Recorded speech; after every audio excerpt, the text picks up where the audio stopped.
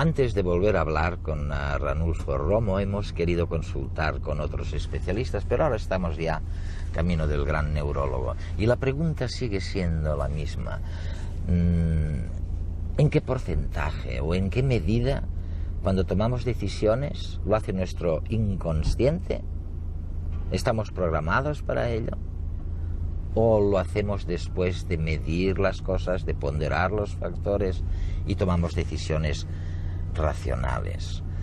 Bueno, lo que está surgiendo, no solo de la conversación con Romo, con Ranulfo Romo, sino con los demás especialistas aquí en México y en Estados Unidos, es que las emociones, que el subconsciente está presente todo el rato, cuando empieza un proyecto, cuando estamos en la mitad de él y cuando termina.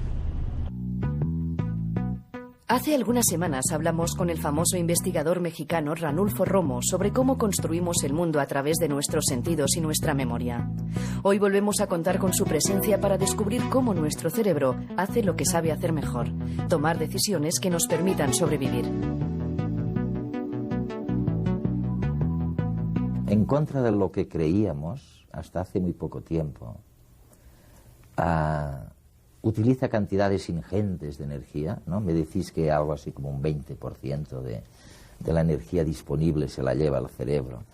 Que esta energía no la utiliza tanto para ver el universo que le rodea y no pegarse un cabezazo contra la pared, sino que está todo el rato gastando energía para sacar datos, información de la memoria, y en virtud de esta memoria, de estos datos, hace predicciones. Absolutamente. Elucubra, sí. Piensa, nos divide en blancos, negros. Esto me lleva a una investigación que realizamos un colega alemán y yo en Suiza, en Friburgo, Suiza, por allá en 1981. La pregunta aquí es la siguiente. ¿Qué es lo que determina mis acciones voluntarias? Cuando tú decides, estás sentado en tu silla y decides levantarte para ir con un colega y preguntarle algo, ¿cómo ocurrió ese acto mental en tu cerebro? Pregunta, ¿en qué momento tú hiciste consciente el deseo urgente de ir a hablar con este colega? ¿Y en qué momento tu cerebro utilizó este acto consciente para mover todo tu cuerpo y desplazarlo, proyectarlo unos metros para poder entrar en contacto con el colega? Y lo que descubrimos, este colega y yo, y otros colegas que trabajaban en Los Ángeles en esa época, es que todo acto motor voluntario es involuntariamente iniciado. Increíble, ¿no? Paradoja siguiente. Todo acto consciente es inconscientemente elaborado por nuestro cerebro. Entonces, lo que sucede en nuestro cerebro es que nuestro cerebro continuamente está procesando información por debajo de nuestro nivel de conciencia. No podríamos estar conscientes de todo lo que está procesando nuestro cerebro porque sería un caos. Entonces, todas estas señales están compitiendo a diferentes tiempos, y solamente aquella que se vuelve muy relevante llega a un nivel tope, umbral, y es lo que hace que tu conciencia le preste atención. Y eventualmente hace otra cosa en nuestro cerebro. La deja pasar, la expresa o la cancela. Y eso tiene implicaciones muy profundas en la educación. Tu abuelita te decía, Eduardo, yo sé lo que estás pensando, pero no le digas esto al profesor. Entonces, mucha de nuestra educación interviene precisamente para vetar todos estos actos conscientes que podrían tener consecuencias peligrosas en nuestras acciones de todos los días. Tomar una decisión, llevar a cabo un proyecto, requiere unos cálculos. El cerebro es una computadora eficiente. En su continua tarea de tomar decisiones, no se olvida del ahorro energético. Marta y Pablo, como los elementos de un sistema de cálculo, pensemos en nuestro cerebro, tienen un objetivo. Hay que tener claro a dónde se va y para qué. Es la mejor forma de no perder energía en reajustar a cada instante el camino a seguir. A fin de no malgastar energía durante la carrera a la meta, no se puede estar en línea permanentemente. Para Marta y Pablo, como para el cerebro, la comunicación es cara. En este caso a ellos les queda poca batería en el móvil. Marta y Pablo, sincronizados mediante sus relojes, conociendo el camino que va a hacer el otro y el suyo propio, poseen un modelo de la situación y emprenden su camino.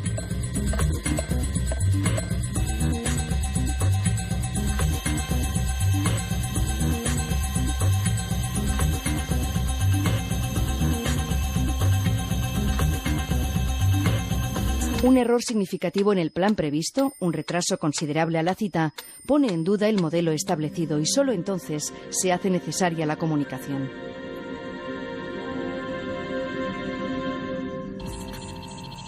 La escueta información de Pablo ha bastado para que Marta actualizara el contexto y su propio modelo sobre la situación global.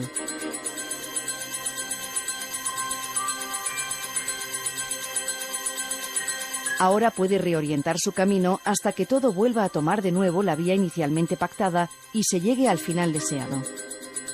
Ahorrar energía mediante la presencia de objetivos, la restricción de comunicaciones y la creación de modelos no son propiedades optimizadas en nuestros ordenadores personales, pero sí en nuestro cerebro.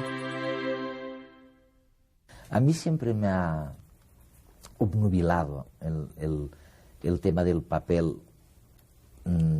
de lo inconsciente en nuestras decisiones supuestamente conscientes, que es lo que tú dices.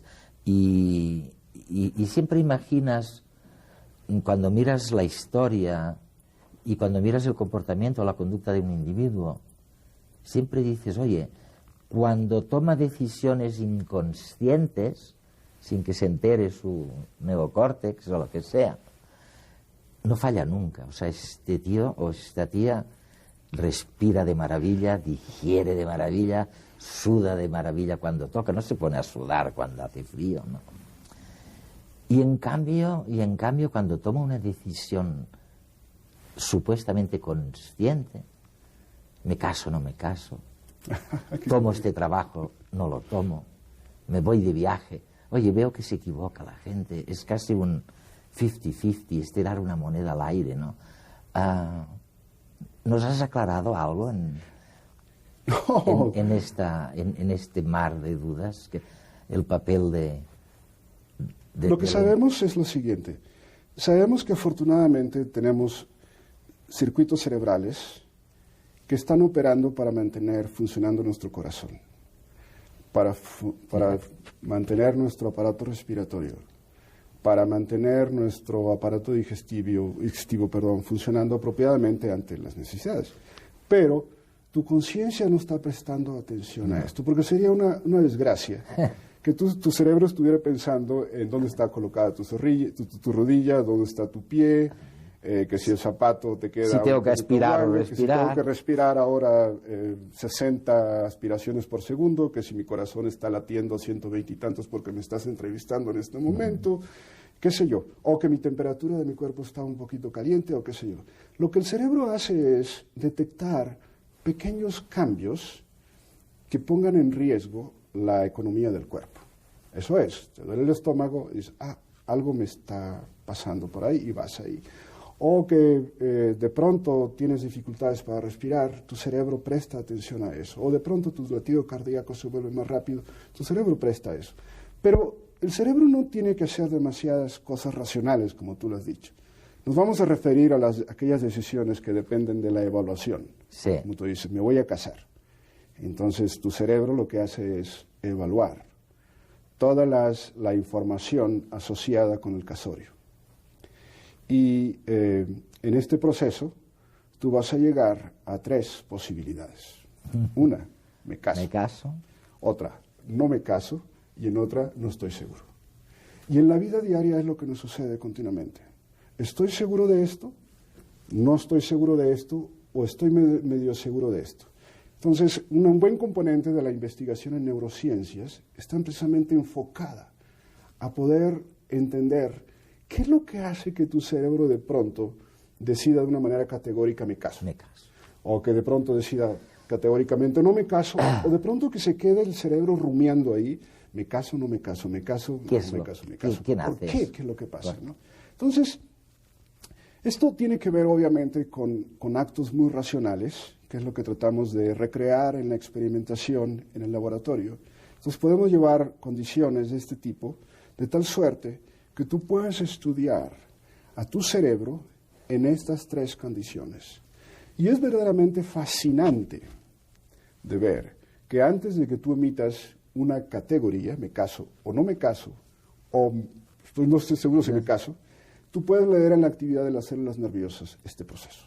Y es verdaderamente fascinante. Y depende una vez más de evidencia sensorial que yo te puedo aportar. Yo te puedo decir, mira Eduardo, esta chica no te conviene porque fíjate que el otro día la vi por ahí. Es mi cerebro que está hablando, ¿no? Exactamente. Sí. Y el otro lado está tu memoria, las experiencias que has tenido con esta chica. Y en un momento dado, en un instante de tiempo, estos circuitos cerebrales de la memoria de esta chica y la información que te estoy aportando en este instante, instantáneamente se ponen a rumiar, se ponen a decidir, a deliberar, como en un juzgado. El fiscal que aporta información mala, el defensor que está aportando, y el juez que está ahí diciendo,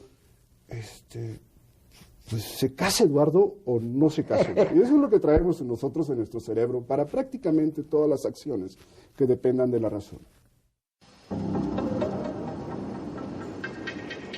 Por suerte, cada día no tomamos decisiones tan importantes como casarnos o no, pero sí que decidimos otros asuntos más mundanos.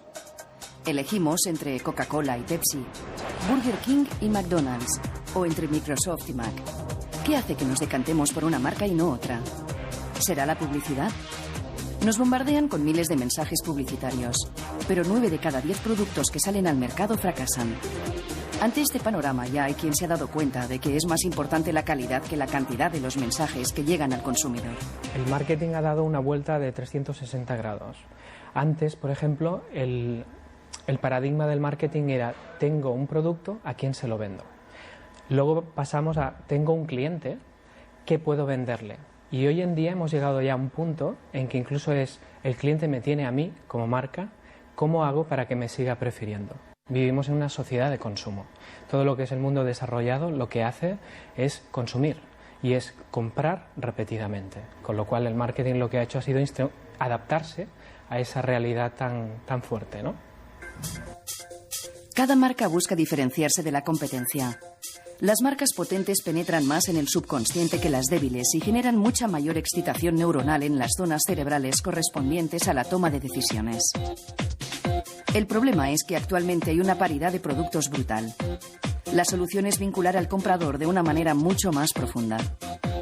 Ahora estamos en Starbucks, ¿no? Si yo puedo venir aquí a Starbucks y puedo tomarme un café con leche, o puedo simplemente empezar a leer y no pedir nada y no tengo un camarero que me esté incordiando, o no tengo la necesidad de que están esperando que yo me vaya, o puedo mover este sofá, o puedo sacar el portátil y puedo conectarme, puedo estar como en casa. En el fondo estoy teniendo una experiencia que va más allá de lo que sería entrar en un bar cualquiera, ¿no?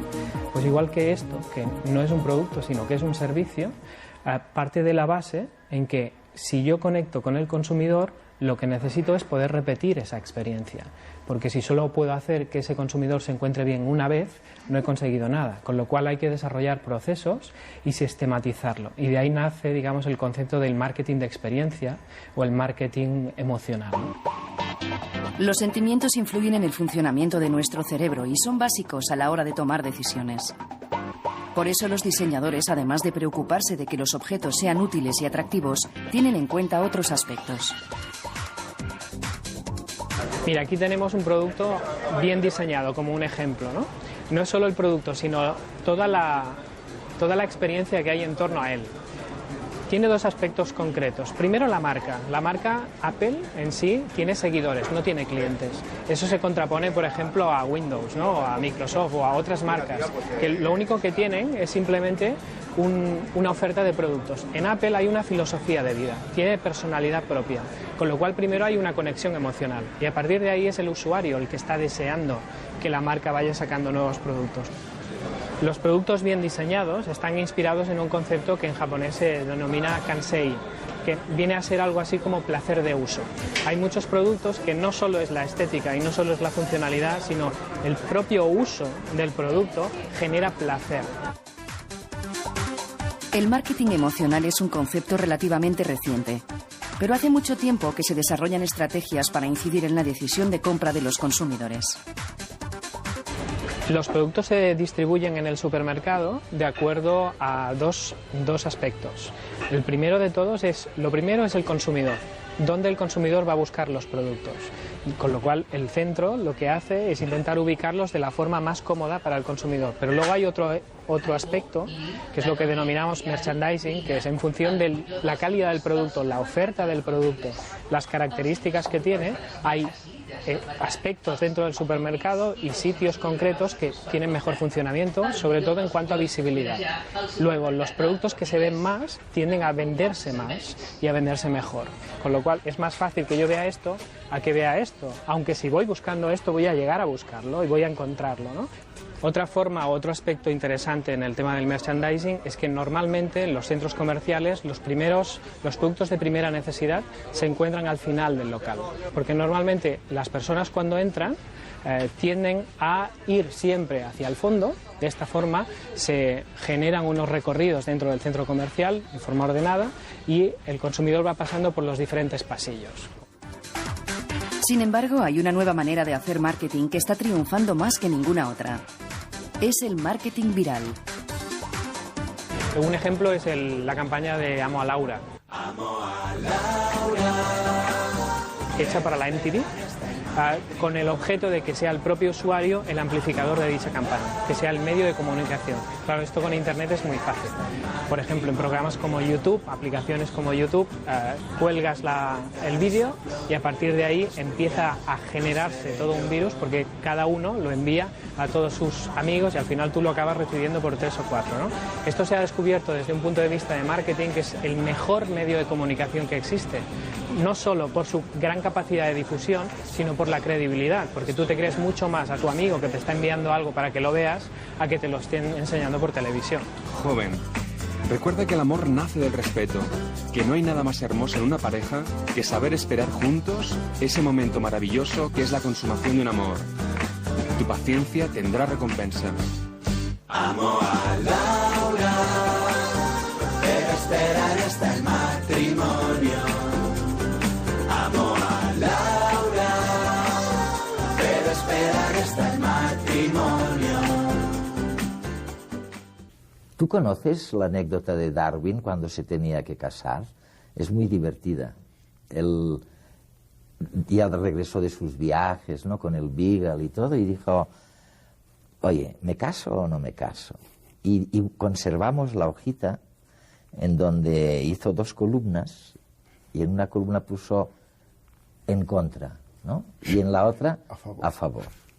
Entonces recuerdo que en contra pues decía cosas como, si me caso tendré que hablar con los familiares de mi mujer, no tendré tiempo para viajar.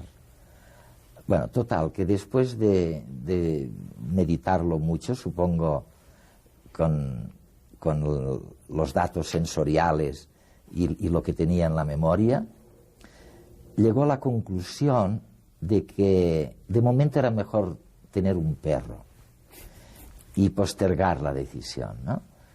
Pero tuvo tan mala suerte o tan buena suerte que a las pocas semanas topó con Emma, que fue su prima hermana y fue el gran amor de su vida. Tuvieron cantidad de hijos, fue feliz y luego escribió un libro intentando explicarse por qué me ha ocurrido eso, ¿no? Pero fíjate, sabes que la gente en la calle y en las oficinas sigue batallando con eso, ¿no?, continuamente. O sea que está bien que profundicéis en eso, a ver si un día nos explicáis. Hay muchísimos tipos de decisiones, ¿no? Es complicadísimo esto de llevarlo a la experimentación en el ambiente minimalista del laboratorio. El experimentador tiene que controlar muchas variables para saber qué es lo que le está inyectando al cerebro y saber en qué parte del cerebro pueden estar ocurriendo las cosas. Pero esto se vuelve un infinitum, en el sentido de que, ¿qué es lo que hizo que Darwin decidiera rápidamente de casarse con él? Sí.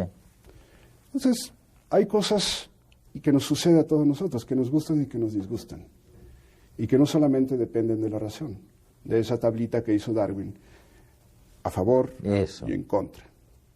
Puede ser, para cierto tipo de decisiones hay que utilizar ese tipo de razón, y para otra entra algo difuso, es así como el éter, que entra por el aire que entra por nuestra nariz, y unos sonidos subliminales, y una especie de hinchazón que ocurre en nuestro cuerpo, que nos hace tomar decisiones que para otras personas nos parecen que son equivocadas. Y esas siempre están asociadas con aspectos afectivos.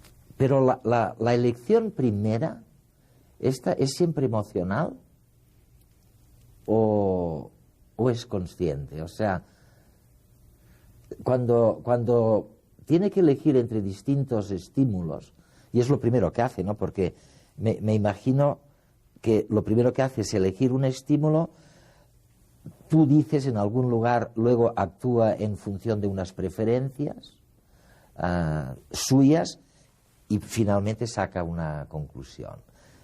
Y me creo todo lo que me dices de que hay la razón y que interviene. Pero la primera es emocional pura, o sea, ¿qué papel juegan las emociones en tus monos, Resus? Yo creo que es mucho más rico de lo que estamos imaginando. Lo primero, como ya te lo mencioné hace rato, es que todas estas elecciones son subconscientes. Están por debajo de nuestro umbral de conciencia. Es una verdadera paradoja, que algo que estás evaluando para que se vuelva razonablemente creíble, aceptable, o desde el punto de vista de la finalidad, que tenga un beneficio para ti, que no sea un beneficio, ¿no? Un maleficio. Entonces, nuestro cerebro lo que hace es todas estas operaciones por detrás, mucho antes de que emerja nuestra conciencia. Uno cree que yo elegí.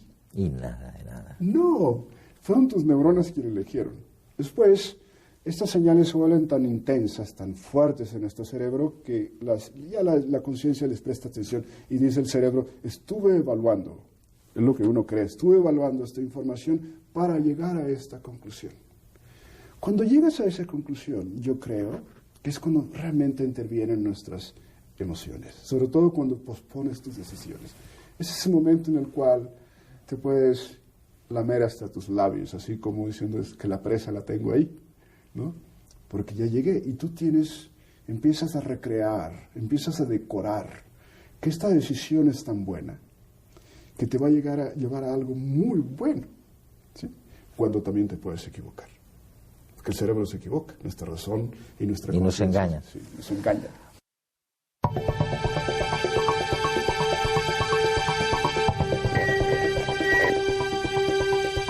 Cada día nos tenemos que enfrentar con un sinfín de decisiones que libran una batalla dentro de nuestro cerebro. Debemos elegir constantemente, cuando nosotros lo que buscamos en realidad es la paz y la armonía en nuestro cerebro.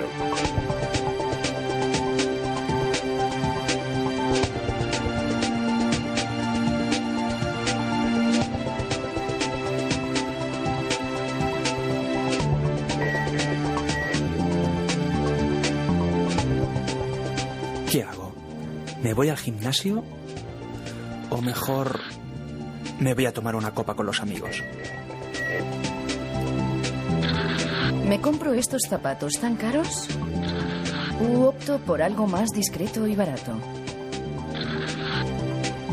Para llegar a esta paz anhelada necesitamos razonamientos que justifiquen las decisiones que vamos tomando por el camino.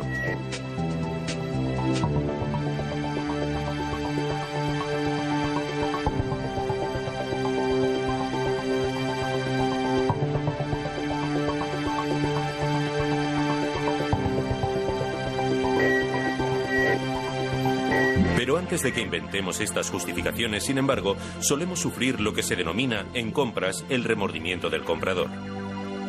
Lo que ocurre es que nos sentimos mal por haber tomado una decisión y tendemos a creer que nos hemos equivocado. Aunque afortunadamente nuestro cerebro nos salva construyendo una justificación. Nos decimos, no seas tonto, has tomado la decisión correcta. Y nos quedamos más tranquilos. Más me vale ir al gimnasio. El alcohol engorda y yo me noto un Michelin rodeando la cintura. En realidad necesito estos zapatos. Con la de reuniones de trabajo y bodas que me esperan, amortizaré su gasto. De esta manera se exageran las cualidades de lo que hemos decidido y se menosprecian las de los que hemos rechazado. También nos autoconvencemos cuando muchos eligen lo mismo que nosotros. De hecho, la tendencia a imitar a veces es más fuerte que nuestro sentido común.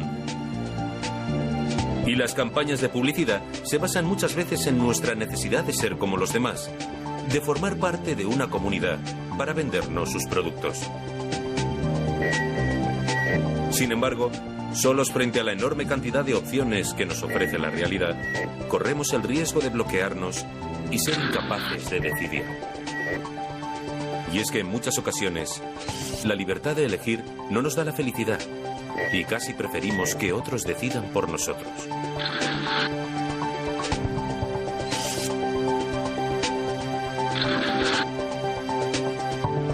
En este caso, 3 consejos pueden servirnos para saber encontrar el camino a la elección que nos haga sentir mejor.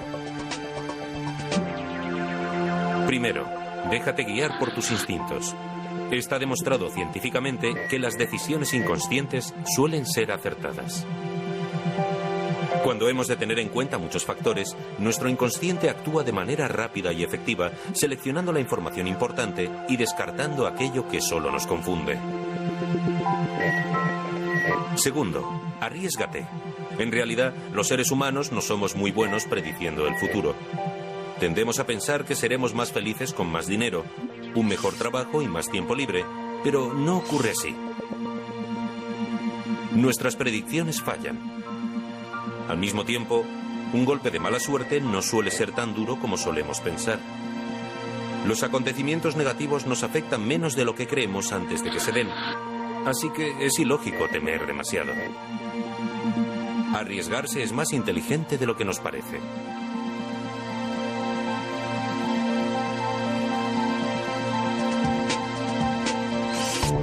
Tercero, ten en cuenta tus sentimientos.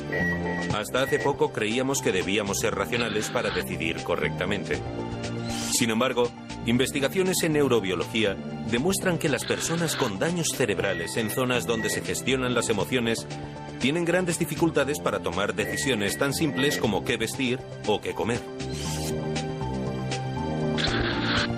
Por tanto, nuestra emotividad nos da una pista sobre qué es lo que necesitamos en cada momento.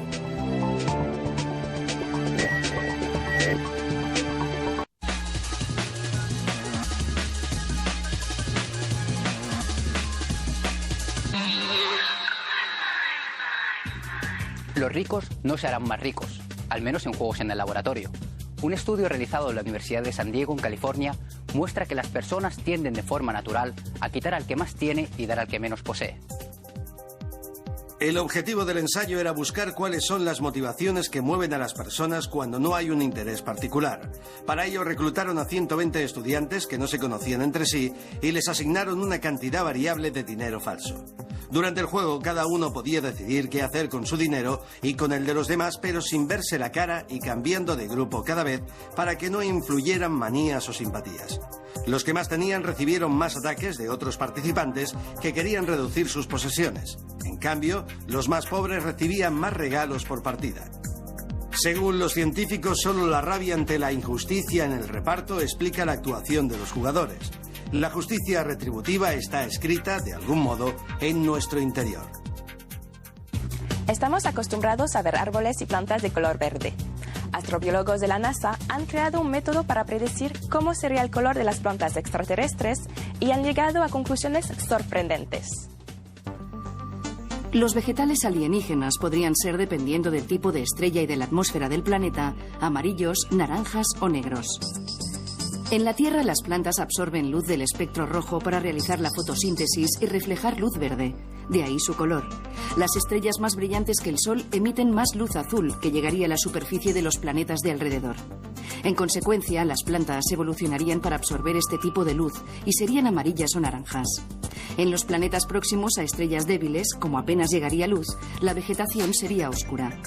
El color de la vegetación importa a los científicos porque aportaría pistas sobre cómo buscar indicios de vida en los planetas fuera del sistema solar. A priori, el temible tiranosaurio Rex y un pollo no tienen nada en común. A priori. Científicos de Estados Unidos han identificado una proteína con fragmentos idénticos entre aves y dinosaurios, que sugiere una evolución conjunta de ambos animales. Tras un año de trabajo, científicos de 2 centros de investigación de Boston han secuenciado e identificado pequeños fragmentos de la proteína colágeno en huesos de Tyrannosaurus Rex de hace 68 millones de años. Los fragmentos, 7 en total, coinciden con la composición del colágeno de los pollos de hoy en día. El hallazgo refuerza la hipótesis de que las aves y los dinosaurios están evolutivamente relacionados. Hasta ahora esta teoría se basaba en la arquitectura de los huesos de pájaros y dinosaurios. La secuenciación se ha realizado a partir de un fémur de dinosaurio hallado en 2003 en Hill Creek entre Wyoming y Montana. Dentro del hueso, los científicos encontraron tejido blando, bien conservado, que han estudiado con sofisticadas técnicas. Primero fue en ratones y ahora en humanos. Científicos alemanes han logrado obtener espermatozoides a partir de células madre. En el futuro, el hallazgo podría tener aplicaciones en el tratamiento de la infertilidad masculina. Investigadores de la Universidad de Göttingen han obtenido espermatozoides inmaduros a partir de médula ósea humana. En el estudio han participado varios voluntarios. Los científicos aislaron sus células madre de la médula y las cultivaron en el laboratorio. Finalmente las dirigieron para que se transformaran en células reproductoras masculinas. Estudios genéticos posteriores han demostrado que las células obtenidas corresponden a espermatogonias, estados iniciales del proceso de formación de los espermatozoides. Habitualmente en los varones, estas células siguen madurando hasta originar espermatozoides. En el laboratorio, de momento, no han conseguido completar el proceso, pero esperan lograrlo en un plazo de 3 a 5 años.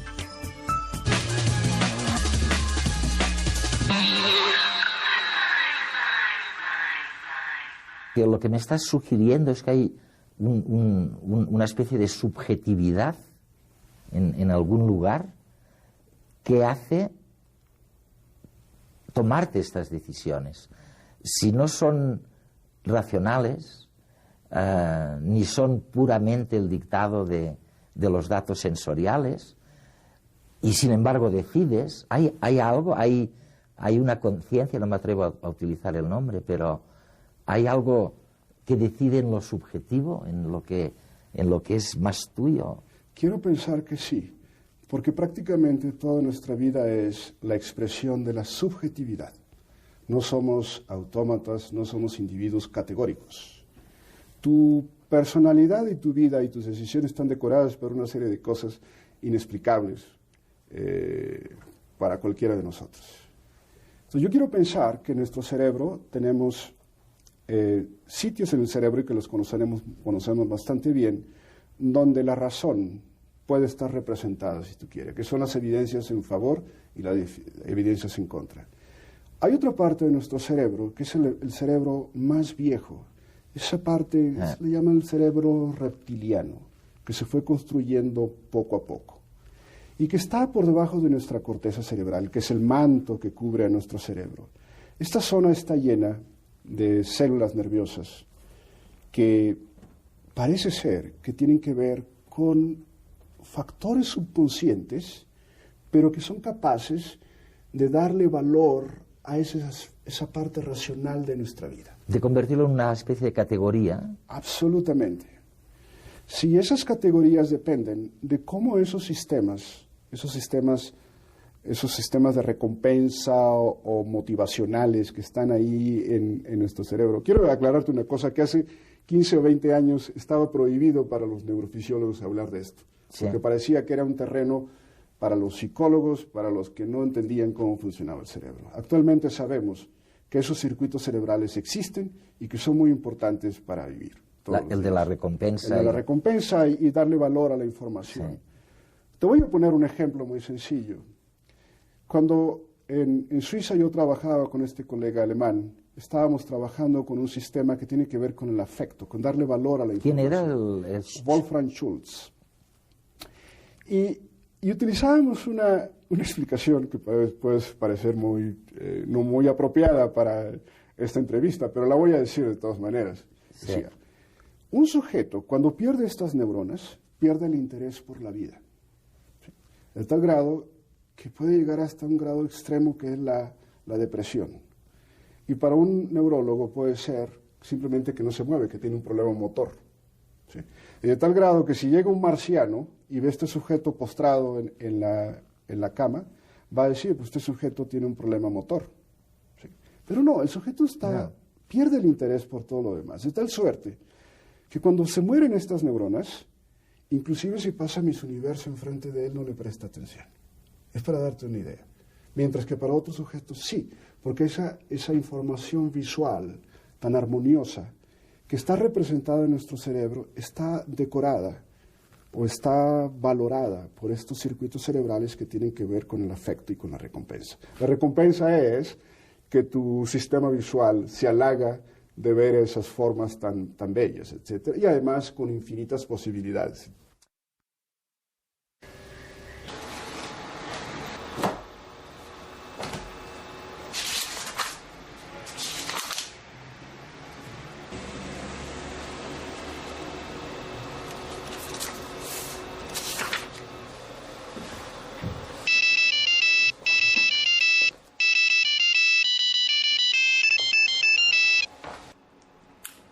Juan, ¿qué pasa? Hola, tía. ¿Qué pasa? Nada. Te llamo para ver qué estás haciendo. Pues nada, me iba a poner a estudiar un rato para el examen de mañana de Elite. ¿Y tú? Pues nada, estaba pensando aquí que esta noche podríamos salir, ir a la disco y tomar algo, que la discoteca esa nueva que han abierto. ¿Qué te parece? Que tengo que estudiar. ¿Pero es tan importante el examen o qué? ¿Es para Claro, mañana? Juan. Pues mira, ¿sabes qué pasa? Es que me ha llamado Javi. ¿Javi? Sí, Javi, y me ha dicho que a ver si podríamos, yo qué sé, salir y tal.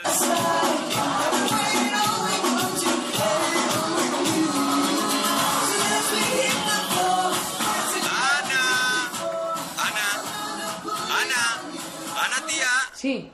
Ana, que te estoy hablando. Bueno, ¿qué haces? ¿Sales con nosotros o no? Venga, va, tía, va, vente. Me conviene aprobar el examen de mañana. Es importante para la nota final. Vale, venga, ahí tenéis el examen. Si saco buenas notas, quizá podré entrar en la universidad. Me gustaría estudiar periodismo. No sé, revistas por la calle. Pero es que Javi está tan bueno. Además, creo que le gusta. Me río mucho con él. Y la discoteca nueva tiene buena pinta. ¡Ana! Pero tía, hazme caso, ¿qué pasas de mí? Ahora. ¿Te vienes o no? Bueno, ahora te llamo, ¿vale? El dilema de Ana puede parecer banal. Al fin y al cabo, una noche tampoco va a cambiar su futuro de forma radical. Ni estudiar esta noche la va a convertir en periodista, ni salir le va a asegurar el éxito amoroso con Javi. Pero muchas pequeñas elecciones como estas, a la larga, sí que van a determinar su futuro.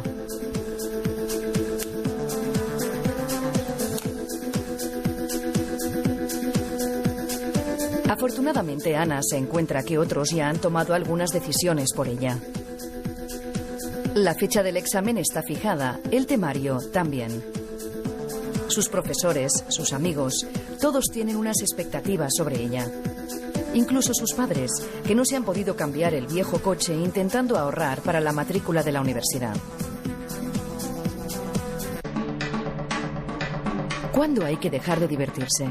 Pero también, ¿cuándo hay que dejar de ser serio y responsable? La felicidad probablemente se encuentre en el equilibrio de los dos extremos. Pero los beneficios de ser responsable son lejanos e intangibles. ¿Y hay tantas distracciones en el camino?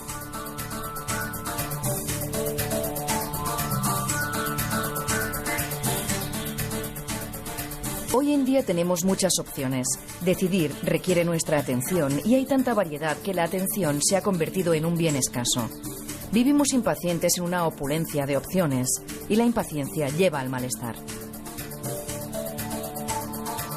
Hay un neurólogo, psiquiatra, no me acuerdo muy bien su nombre, creo que era Goldberg o algo así, en Estados Unidos, que me explicaba una vez, y es una sugerencia que le ha hecho y gustaba a la gente, de que con el envejecimiento, o sea, con el paso del tiempo, hay un cierto deterioro de uno de los dos hemisferios, sobre todo en lo que toca a la memoria inmediata y todas estas cosas, ¿no?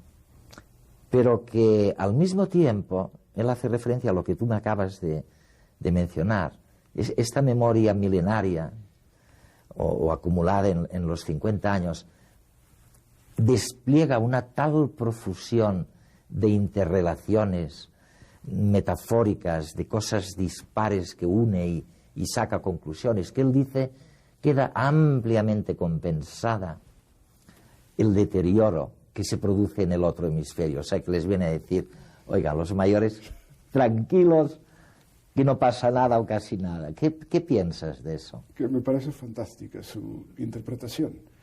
Sí, de hecho, cada uno de nosotros cuando estamos jóvenes tenemos un poco de lástima por los mayores, sí, porque los vemos un poco ya deteriorados físicamente, o inclusive sus reacciones voluntarias, motoras, parecen no muy apropiadas. Pero hay algo fantástico, y es la adaptación. Sí. Esta plasticidad que te permite que a lo largo del tiempo tú te vas adaptando a las nuevas posiciones que tienes que encontrar dentro de un espacio y a través del tiempo. Eso es lo que afortunadamente a mí me permite que cuando ya mi cabello se está encaneciendo, pues yo digo no se ve tan mal, pero sucede que mi cerebro se va adaptando a ese tipo de cosas. Pero además, si por alguna buena razón, todavía desconocida desgraciadamente para los neurólogos, que no te afectan estas enfermedades neurodegenerativas tan dramáticas como sí, sería el parkinsonismo, el Alzheimer y algunas otras cositas más, el grado de sintonización que adquieren nuestros circuitos cerebrales es verdaderamente exquisito, de tal suerte, yo a veces me sorprendo cuando veo a una persona mayor en cual su cerebro está intacto. Yo quiero pensar que está intacto, pero yo sé que ya no está intacto. Claro. El grado de precisión y de la forma de cómo va marcando las pautas para expresar sus ideas. O sea, es prácticamente la memoria y la fineza de ese mundo interno, perceptual, que está dentro de nuestro cerebro, que se está simplemente, que en una cadencia, rentabilizando una infinitud de datos y de memorias. Y eso es lo que hace, es posible que a medida que pasa la edad, quiero decir, nuestra audiencia, en esto estoy seguro que va a haber más de uno que va a estar escuchando a ver si es verdad lo que sugerimos, ¿no? Yo mismo, bueno, no te voy a decir, pero nací en el año 36, ¿ok? Y tengo muy a menudo este sentimiento de que, a pesar de esta cierta tristeza que en los jóvenes da el envejecimiento, el contemplar el envejecimiento, digo, Eduardo, cada día te sientes mejor. Y eso parece incompatible a menos que algo de lo que Goldberg y tú estás sugiriendo ocurra, ¿no? Yo creo que son dos cosas muy importantes. La primera es esta capacidad adaptativa. ¿Qué es tu capacidad? No hay duda. O sea, nosotros estamos aquí porque nos hemos adaptado. Y nos hemos adaptado gracias a la biología, a la evolución biológica que ha generado este cerebro tan interesante, y también órganos, nuestras extremidades, nuestro aparato respiratorio y una serie de cositas más que nos permiten adaptarnos a las contingencias. Pero también es cierto que el cerebro se educa a sí mismo. Y además, como te decía hace un instante, el peso de la memoria es muy fuerte. Y si no te han atacado estas enfermedades neurodegenerativas, estos sistemas que le dan valor a esta información guardada en memoria, es lo que hace precisamente que tú puedas verdaderamente rumiar experiencias, asociaciones guardadas en tu cerebro y darles coloraciones afectivas verdaderamente que un joven, yo creo que porque todavía no lo puede hacer, porque no tiene ni toda esa fineza de todas esas experiencias de memoria, ni todos estos sistemas que están afinándose para dar estas expresiones que internamente son muy, muy interesantes. A mí, francamente, lo que más me gusta no es tanto estar hablando ante el auditorio, ni tampoco estar escribiendo mis artículos con mi mano, ni estar enfrente de un auditorio mostrando mis datos. Lo que más me gusta a mí es cuando yo me detengo un instante y puedo meterme en el interior de mi cerebro. Es como un paseo en el interior, donde puedo hacer visitas. Es como una ciudad que yo conozco y que no conozco al mismo tiempo, pero que todos los días y a cada instante le puedo detectar detalles muy particulares que me permiten detenerme y enfocarme y recuperar y verla, recrearla y hacer una serie de asociaciones que cuando despierto, porque estoy despierto de todas maneras, puedo plasmarlo en forma de unas frases que me halagan, realmente es más trabajo para que me halague, como cuando voy a un buen restaurante, o sea, no voy para alimentarme, yo voy simplemente por el placer de la recompensa de comer bien, o estoy con unos amigos por el placer de verlos y de estar escuchándolos y de estar realmente conectándome con sus emociones y con sus experiencias y con las mías, etcétera.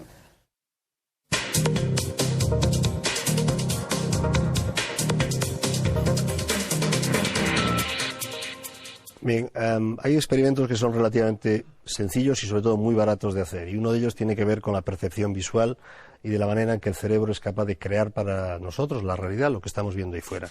Un folio que nosotros modificaremos de esta manera para hacer un cilindro, se puede poner delante de uno de los dos ojos. Es importante tener los dos ojos abiertos mirando al frente con los dos ojos, pero uno de ellos lo hará a través del cilindro más o menos de esta manera. Pero repito, los dos ojos tienen que estar mirando al frente. Y en esta situación, una de la mano, por ejemplo, la mano izquierda, intentará darle un golpecito al cilindro que tengo, pero se aproximará lentamente y a medida que se vaya aproximando, observaré cómo en esta mano se me aparece un círculo, un hueco, hay como un enorme agujero en la mano. Ese agujero no existe, evidentemente, es una ilusión visual y es simplemente una creación del cerebro. El cómo ocurre esto, cuáles son los mecanismos, es una cosa más difícil de explicar y hay muchos laboratorios que están trabajando ahora mismo sobre ello. Y esto me lleva a la pregunta que yo quería formular, y es que todas las personas que se dedican de una u otra forma al estudio del sistema nervioso se han preguntado siempre lo mismo: ¿cómo funciona el cerebro? Con el tiempo esta pregunta se va puliendo, va limando asperezas y se va centrando cada vez más en el tema que a uno le interesa, y en mi caso la pregunta, el tema que me interesa es cómo el cerebro, utilizando la información exterior, la información de los sentidos o incluso la experiencia personal, es capaz de crear la realidad. Javier Cudeiro es catedrático de Fisiología Humana en la Universidad de La Coruña. Es una persona inquieta acerca del mundo que le rodea y del mundo que sabe que lleva dentro. Se define como un buscador, un epicúreo y un amante de la buena música. Para quien estudia el cerebro, la ciencia no lo es todo, pero todo es ciencia. Bien, la palabra que sin duda yo escojo para esto es sinapsis, que ya pronunciada tiene una sonoridad un tanto especial, y sinapsis suena rara, un tanto misteriosa, pero lo más importante es que es lo que refleja, y lo que significa sinapsis es la conexión que hay entre células nerviosas en el cerebro. Esto fue un descubrimiento de don Santiago Ramón y Cajal. Fue el primero que vio que las células del cerebro no estaban unidas completamente entre sí, formando una red, que era lo que en aquel entonces se pensaba, sino que en realidad estaban separadas y había unos espacios por donde se comunicaban. O sea, las neuronas establecían un diálogo continuo a través de esta sinapsis. Y es que lo importante de nuestro cerebro y cómo se comporta viene determinado por cómo se comportan estas conexiones, estas sinapsis. El diálogo que establecen es suficiente como para dar creación a todo lo que es nuestro cerebro y todo lo que somos nosotros. de este diálogo surgen las ideas, surge la percepción visual, surge el amor, surgen las relaciones místicas, todo lo que uno puede imaginarse. A mí me gustan los aeropuertos porque me encanta observar el trasiego de las personas que lo pueblan. Y a mí me producen la idea de que podría darse la circunstancia de que alguna de esas personas tuviera algo importante que pudiese comunicarme a mí, yo pudiese interaccionar con ellas. Esto realmente nunca ocurre, pero si ocurriese tendría que ser única y exclusivamente en ese momento. Los aeropuertos también son interesantes porque en realidad es un no lugar.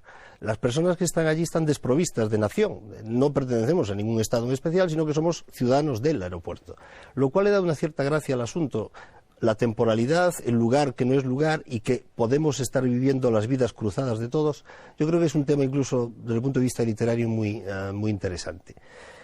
Pensaba yo además que en realidad es como ver un teatro muy grande, en donde simultáneamente se viven muchas vidas, y tú estás allí participando de esa obra, de ese happening tumultuoso, ¿no? Y uno tiene la oportunidad, al menos teórica, de cambiarse, de igual manera que opta por una puerta de embarque, cambiarse la vida y vivirla de cualquier otro, por ejemplo. Es una idea atractiva. El objeto que he elegido es el que tengo aquí entre los dedos, y esto es una pipeta múltiple. Una manera de entender cómo funciona el cerebro y cómo varía cuando uno está haciendo cosas distintas puede ser introducir un instrumento como este, que tiene una punta muy finita, aproximadamente de 3 o 5 micras, en la parte del cerebro, en la corteza cerebral, por ejemplo, que nosotros queremos estudiar. Eso es lo que se había utilizado siempre, pero lo que nosotros hacemos en el laboratorio, y esto lo hacemos de una manera absolutamente artesanal, lo construimos nosotros, es juntar varios tubitos de vidrio y tirarlos juntos, calientes, de manera que tengan una sola punta y una salida común. De manera que tenemos 7 capilares de vidrio que se abren en una misma punta, pero son 7 capilares muy juntitos. Uno de ellos lo podemos utilizar repleto de una solución conductora para ver cómo cambia los potenciales eléctricos, es decir, la actividad eléctrica del cerebro. Y los otros, alrededor, los podemos utilizar para inyectar distintas drogas, distintos fármacos, que van a estar justo en la célula que estamos estudiando. Y es una pieza absolutamente manual en pleno siglo XXI, que es el siglo del gran desarrollo, y sigue funcionando muy bien. Bueno, la tentación de traer una imagen sobre el cerebro es muy fuerte, porque yo creo que el cerebro nos ofrece probablemente de las mejores imágenes que se pueden mostrar. Pero la que yo traje es un cartel, como se puede ver, en donde, visto en la distancia apropiada, parece como si estuviéramos viendo una célula del cerebro, una neurona. Si uno se acerca un poco más, se ve que en realidad son calles de La Coruña, y las prolongaciones de la neurona no son prolongaciones, sino son calles en sí mismas también.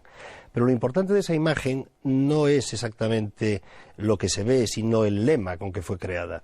Y el lema es: sin ciencia no hay cultura. Y yo creo que es una frase absolutamente fantástica y que debiéramos tener muy presente. De hecho, también podríamos decir lo contrario: sin cultura no hay ciencia, porque la ciencia y la cultura y la ciencia son o debieran ser bases estructurales, fundamentales de lo que es la sociedad, de lo que es el conocimiento y de la relación entre las personas. El libro que os he traído es este libro que tengo aquí, y es la primera edición que cayó en mis manos cuando era así adolescente, y es el Drácula de Bram Stoker. Bueno, más allá de la que puede ser la propia traducción y el propio libro, lo importante es la historia que cuenta Drácula, y es una historia fantástica en la que yo disfruté mucho cuando era jovencito y pasé muchas noches de miedo y con cierto desasosiego. Sigo recordando el libro con desasosiego cada vez que pienso sobre él, lo cual es una buena marca para un libro. Que deje eso significa pozo, ¿verdad?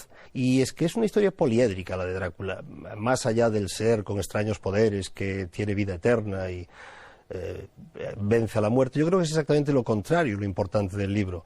Es la parte no humana de él, que sí es humana, es muy vulnerable, no vence a la muerte, sino que está preso completamente de la muerte. De hecho, tiene que morir todos los días en este círculo eterno que lo deja absolutamente desprovisto, porque es un ser solitario, no tiene compañía. Y esto es de lo que trata la novela: la búsqueda de alguien, de una compañera, la búsqueda del amor, que es lo que hace Drácula. Esa es, yo creo, la parte más interesante del Conde Drácula, la parte humana, la que curiosamente le deja más desprovisto. En cualquier caso, un libro interesante, muy fácil de leer y que atrapa desde el primer momento, con mucho miedo.